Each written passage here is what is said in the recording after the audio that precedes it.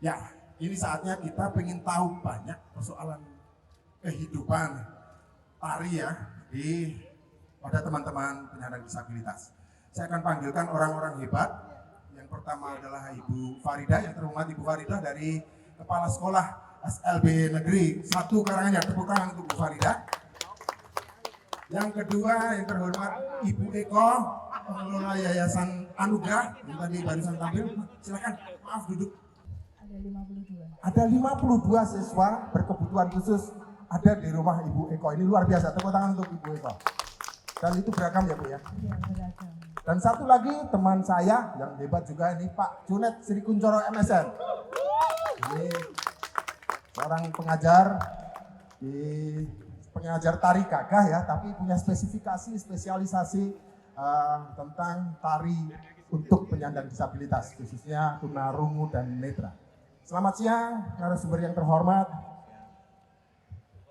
Ya, yang pertama saya mungkin mau tanya-tanya dulu. Nanti ada sesi diskusi juga. Jadi hadirin boleh bertanya kepada Ibu Farida. SLB Negeri Karanganyar, ini salah satu SLB yang memang terkenal sudah lama mengembangkan aktivitas seni di sekolahnya. Menurut Ibu, aktivitas seni untuk teman-teman penyandang disabilitas itu apa itu? Ruang apa itu, Bu? Silakan menjelaskan. Pertanyaannya agak singkat. Pertanyaan dari orang seni itu Enggak, saya orang biasa. Ini ya, kalau ini kan bagian dari minat, kemudian kompetensi anak-anak berkebutuhan khusus itu di bidang seni. Ya. Di bidang seni, dan itu ada seni tari, kemudian ada seni suara atau seni dan seni musik. Ya. Kemudian juga kalau pantomim kan masuk di bagian dari seni tari juga ya. Ada pantomim, seni tari dan seni musik ya, seni suara. Ya. Sudah sejak kapan itu, Bu? Sudah sejak lama. Lama sekali ya. Lama sekali. Ya. Dan juga melahirkan banyak siswa-siswa yang akhirnya lanjut di bidang seni ya. Iya. Lanjut di bidang seni itu lanjut menjadi musisi dan lain sebagainya. Iya. Nah, menurut Ibu siswa-siswa ini apakah ketika masuk sudah menampakkan kebakatannya di wilayah seni ya? Saya rasa belum ya. Kalaupun ada mereka berbakat di bidang seni itu beberapa. Karena memang banyak dari orang tua itu tidak mengerti bagaimana saya harus menyalurkan, mengasah kompetensi yang dimiliki.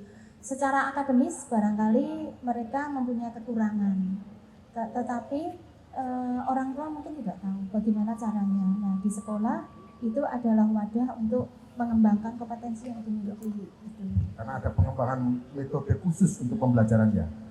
Nah, sebagian besar begitu teman-teman. Bukan berarti teman-teman disabilitas ini orang-orang yang tidak mampu ya. Cuman kita belum tahu caranya. Ini persoalan metode ya Bu ya. Kadang itu. Jadi untuk bisa kita hidup bersama, hidup inklusif seperti yang disarankan oleh dunia saat ini, hidup itu inklusif. Nggak pandang perbedaan, kita harus tahu cara mengatasi perbedaan itu. Itu ya Bu ya. Yang kedua, berikutnya kepada Bu Eko ini. Bu Eko ini setiap hari hidupnya berkecimpung dengan anak-anak tadi, bahkan bercampur Ibu. Ini tadi tentang pelatihan tari ini tadi yang bercampur, ada yang Down syndrome, ada yang autis, ada yang tunarungu. Ini terus caranya gimana Bu nih? Cara mengajari mereka, cara membimbing mereka, mendidik mereka. Monggo Bu. Caranya ya kita menggunakan hati saja. Menggunakan hati ya? Tepuk tangan. Hati, pakai menggunakan hati, karena anak-anak beragam. Jadi kadang terus kita belajar, kalau sudah anak itu kita kenalkan musik, ternyata dunia musik itu untuk anak-anak sangat luar biasa sekali. Membawa dia untuk terapi juga ya. Ternyata seperti itu. Kemudian kita kenalkan dengan hati, yaitu kita satu persatu anak, karena kondisinya memang berbeda. Jadi antara satu anak dengan satu yang lain itu berbeda, punya karakteristik kebutuhan itu. Jadi misalnya dengan kondisi anak yang tunarungu bicara, kita kondisi dengan sendiri, apalagi untuk anak yang mental dan Down syndrome. Mental dan Down syndrome itu juga butuh penanganan khusus. Butuh penanganan khusus dan butuh kesabaran yang ekstra. Kesabaran ekstrem. Iya. Apakah mereka punya juga tingkat emosional yang berbeda? Sangat tinggi sekali Sangat tinggi untuk yang emosionalnya. anak autis yang depan sendiri itu. Yang depan sendiri tadi ya, Bu? Itu itu punya kalau- tingkat emosi yang sangat tinggi. Oh, saya berarti. Jadi itu butuh kesabaran ya. Butuh kesabaran. Kadang kita yang satu baru latihan, yang satunya sudah mogok seperti itu. Jadi kita tekniknya belajar sendiri juga kita sama anak. Apa yang kamu mau, jamnya seperti apa, waktunya, Ya. kemudian kondisi tempatnya yang seperti apa. Jadi kita mirip ke anak. Oke, wow. Karena untuk menggabungkan berbagai macam anak. Iya, seperti karena itu. biasanya teman-teman yang punya kebutuhan khusus di mental itu moodnya, swing Iya. moodnya itu sangat Iya. ini ya Bu ya. Ini tadi sudah mau mogok. Ini tadi mau ngomong kok Bu. Ya mau dilepas-lepas. Waduh ya. Terus kuncinya apa Bu kuncinya? Ya kita rayu, Kita kita kasih dirayu. pengertian, Oh. terus kita kasih makanan seperti itu. Butuh orang-orang super sabar nih. Tepuk tangan buat Ibu Eko ini. Dengan hati itu tadi ya, belajar dengan hati. Oke Bu, nanti tanya lagi. Ini ke teman saya nih, Jonet. Wah, Pak Jonet ini harus agak sulit ini. Pak Jonet itu sudah mulai sejak tahun berapa? 2004. 2004 yaitu sudah mencoba melakukan percobaan untuk berkegiatan tari bersama tunarungu ya Pak ya. Ya, rungu dan netra. Menurut Pak Jonet itu yang beda apa? Pak Jonet mengajar teman-teman dengan keinderaan lengkap ya, ketubuhan lengkap, mental yang lengkap katanya itu ya. Itu apa? Apakah butuh pendekatan yang berbeda dan kuncinya di mana? Kuncinya hati tadi. Kuncinya ada apa? Hati dan kalau misalnya ada hati ya. Ada dua hati berarti. Memang kalau tunanetra, tunarungu saya itu memang dari 2024, tapi untuk tunanetra itu kan baru saja sekitar 2021. 2021 baru bersama tunanetra ini tadi. Itu memang pendekatannya memang berbeda. Pak Jonet juga harus berlatih bahasa Bahasa isyarat. isyarat itu harus ya. Ya awal tuh saya memang tidak tahu bahasa isyarat sama sekali. Cuma sakunya hanya huruf A, B, C, Ah. D, E, F dan sebagainya. Kalau saya ngomong, saya pakai Bahasa ini. huruf-huruf ini. Aku, siapa? Tapi bukankah kurang cepat Pak kalau pakai huruf gitu? Ya memang awalnya Awalnya seperti itu. awalnya seperti itu. Terbiasa Ah. ngomong, bergaul dengan adik-adik tunarungu, ya sedikit-sedikit bisa mengerti. Oke. Kalau untuk tari pagi tunarungu ini Pak, mereka kan misalnya tadi ya ada dua yang memang total ya Pak, jadi sama sekali tidak bisa mendengarkan musik. Jadi andaikan tadi ada speaker yang berbunyi, itu mungkin tidak didengarkan oleh dua penari Pak Jonet tadi yang pertama. Nah, bagaimana mereka mengenal irama kemudian kok bisa rampak, bisa seragam gitu? Pertama justru mengenal ketukan irama itu yang akan ditari. Iya. Dari apa itu Pak? Dari visual. Ya, Gerakan. setelah hitungan 1, 2, 3, 4, 5.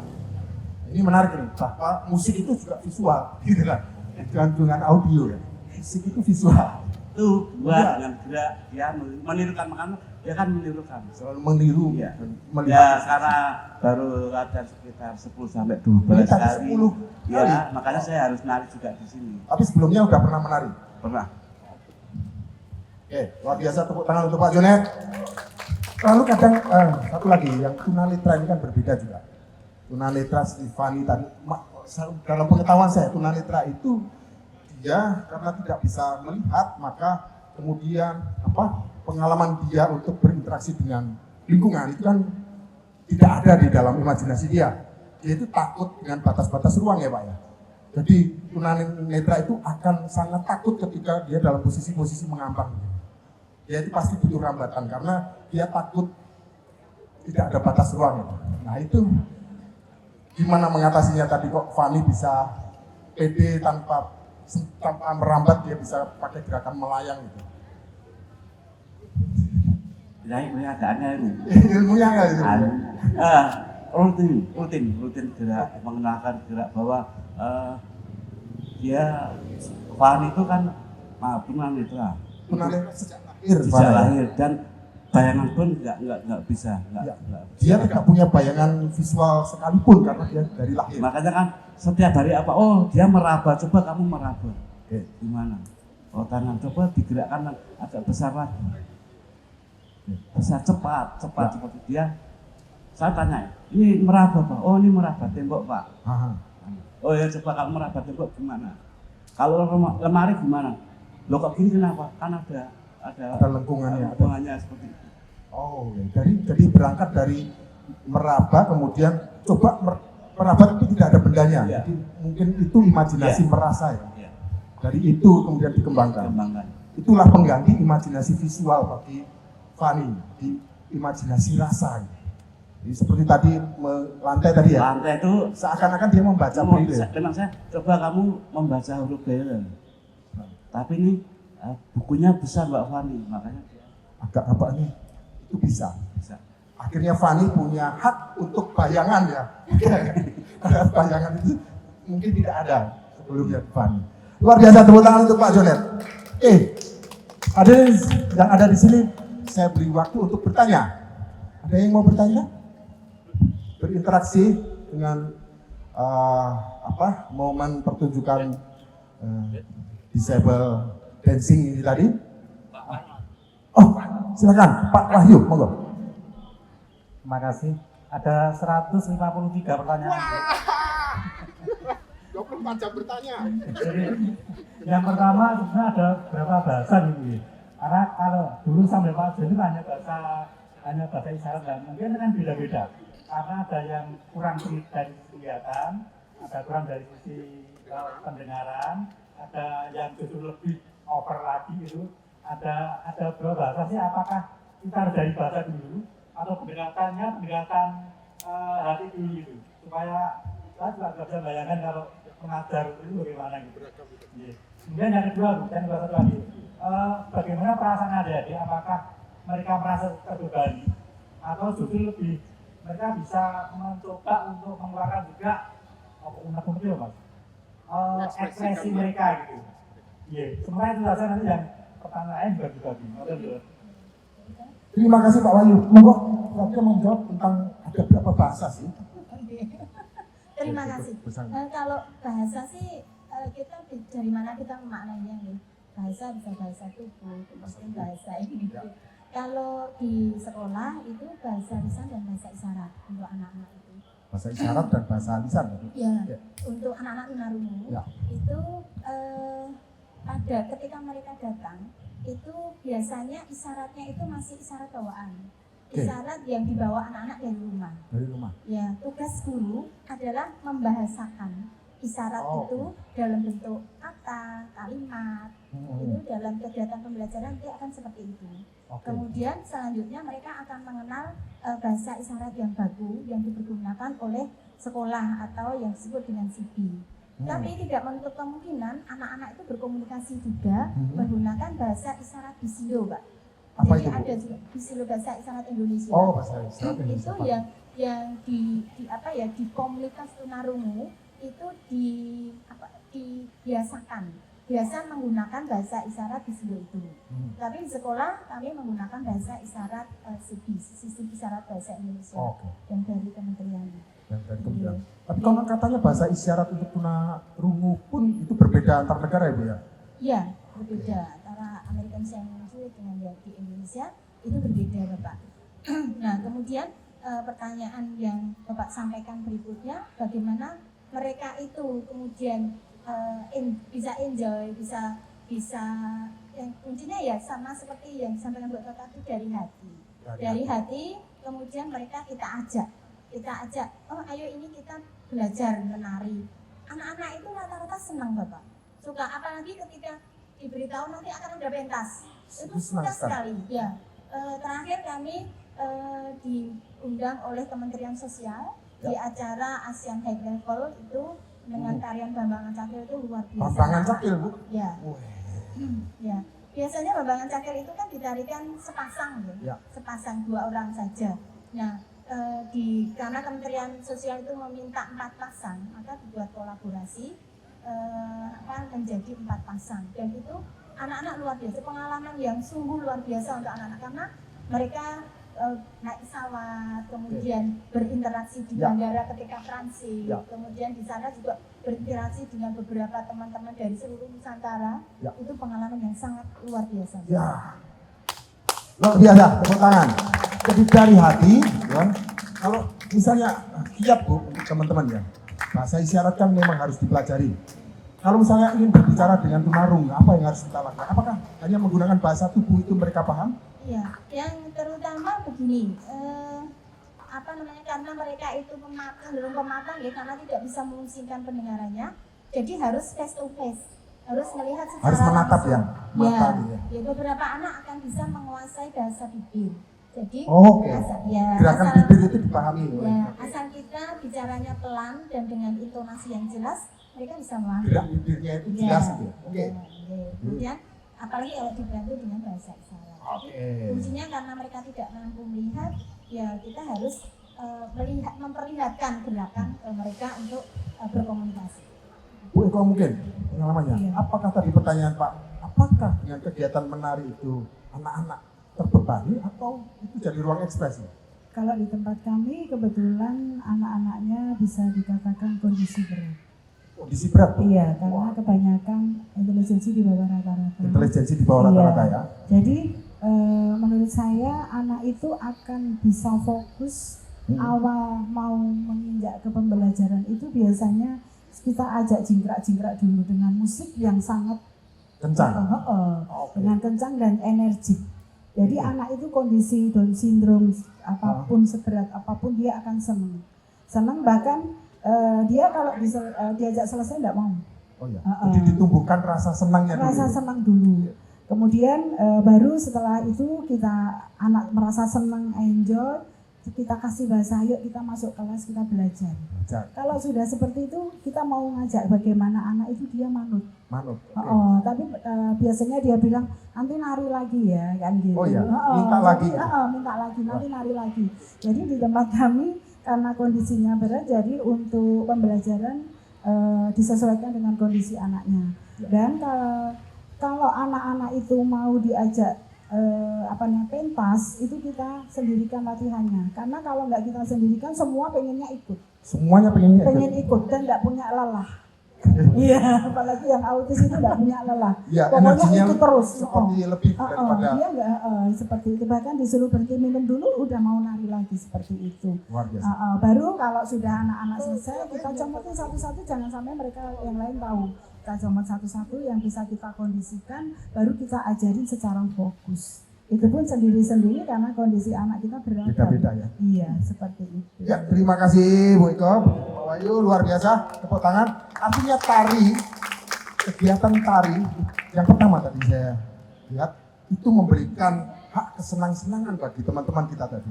Jadi ruang bersenang-senang mereka yang baru. Yang kedua ada kesempatan mereka dari tari itu akhirnya mereka jadi bisa tampil di atas panggung, bisa lebih percaya diri, bisa naik pesawat ya Bu, bisa pergi kemana-mana berkat tari. Tepuk tangan ya.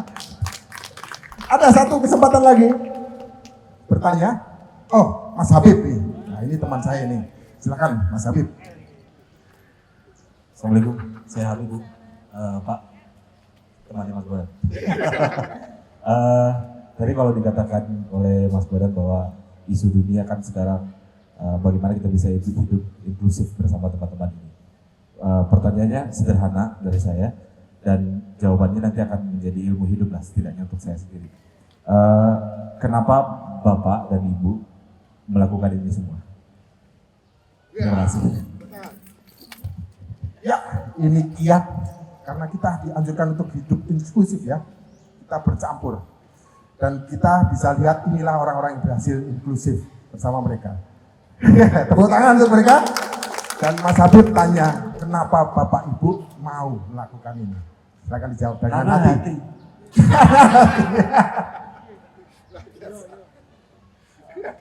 Ya, kalau saya memang awalnya dalam batin saya dulu ada semacam lomba tari yang itu diikuti oleh teman-teman SLB tunarungu dalam suatu acara itu ada penari tunarungu itu lomba penari tunarungu, musiknya sudah habis masih nari. Dari situ saya berontak seperti tidak seperti ini tari. Harusnya tidak seperti itu tari itu tunarungu. Untuk adik-adik tunarungu. Karena apa? Karena juri tetap mendengarkan musik. Kriteria penilaian seperti kriteria penari yang normal. Dari situ saya salah seperti ini. Ada Harusnya ketidakpahaman Iya. orang tentang tunarungu. Makanya saya berusaha ini saya tidak akan menjadikan seorang penari, tapi mengenal tari. Dari mengenal tari dia akan berkreativitas untuk bergerak, membangkitkan kreativitas. Dari situ Mas berontak dulu saya. Dari pemberontakan tentang ketidakadilan di dunia tari. Merdeka Pak Jonet. Kalau Bu Farida. Terima kasih. Iya. Basic saya adalah pendidikan luar biasa. Jadi saya dulu SPG, kemudian karena SPG itu kan lingkupnya sempit ya. Jadi saya ngambil kuliahnya pendidikan. Saya ambil pendidikan luar biasa. Tetapi jujur bahwa pertama saya tidak tahu pendidikan luar biasa. Jadi jurusan yang saya ambil itu ternyata pendidikan luar biasa itu saya nggak tahu. 1 tahun sempat 1 semester nilai saya jeblok. Kemudian ketika awal-awal memang saya bayang saat dulu seperti apa ya nanti harus saya laksanakan, harus saya kerjakan apa seperti itu. Kemudian saya memperoleh hidayah kalau saya menyebutnya. Saya memperoleh hidayah. Jadi kemudian saya berpikir begini, kalau semua orang berpikir seperti saya, tidak mau mendidik anak-anak berkebutuhan khusus, lalu siapa yang akan mendidik mereka?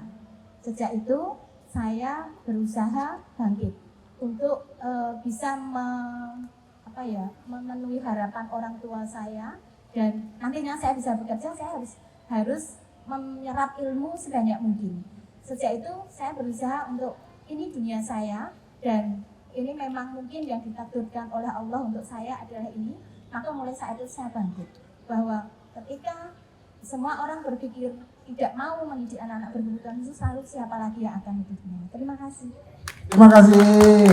Ketersentuhan tanggung jawab hati untuk ada di antara teman-teman disabilitas. Kalau Bu Eko, Ya, kalau awalnya saya prihatin aja dengan kondisi anak-anak disabilitas yang waktu dulu itu belum semarak ini ya, jadi belum inklusi itu. Kemudian mereka semua berpikirnya mendirikan sebuah panti, juga panti itu aja. Ya.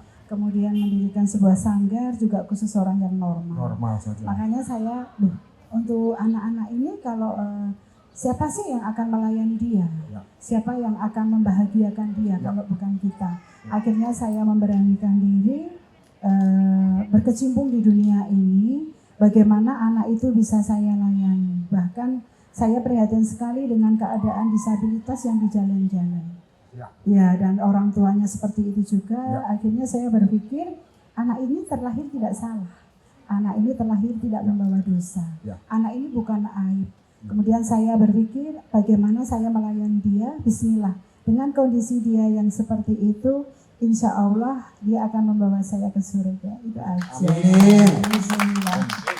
Beberapa anak yang ada di pantinya Bu Eko memang beberapa sudah ditinggalkan orang tuanya. Iya, hampir sudah yatim Dan Bu piatu. Eko sudah memikirkan dia akan hidup bersama beberapa anak sampai seumur hidup ya Bu. Ya, Bismillah. Bismillah. Dia berusaha membuat pemakaman bahkannya karena dia keluarga satu-satunya. Luar biasa, tepuk tangan untuk Bu Eko.